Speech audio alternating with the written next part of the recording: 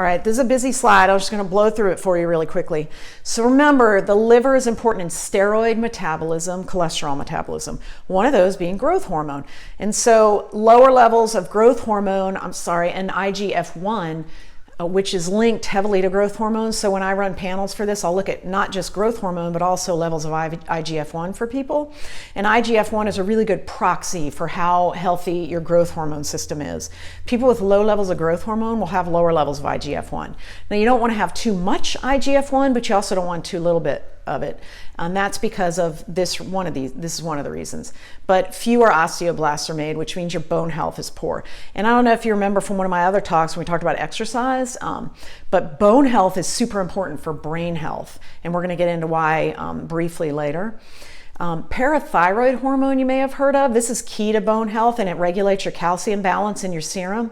And if you remember, calcium is very, very important for how your nervous system functions and for communication between cells. And it's also obviously important for bone health. So parathyroid hormone sort of regulates that by sensing how much calcium is running around, and it will actually influence the bone, the kidney, and then indirectly the liver through this RANK-L system, okay?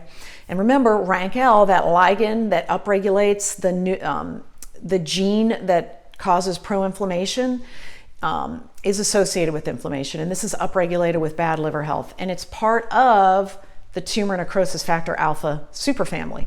So RANK-L is very heavily pro-inflammatory. So we don't want a lot of that running around. One of the reasons you want to keep a little bit or no fat packed around your liver is because you want to reduce levels of inflammation and production of these inflammatory cytokines. And so RANK-L is secreted by osteoblasts to stimulate the osteoclasts. Remember, they're supposed to be coupled. So they're supposed to be communicating with each other and turning each other on and off as needed by the skeletal system.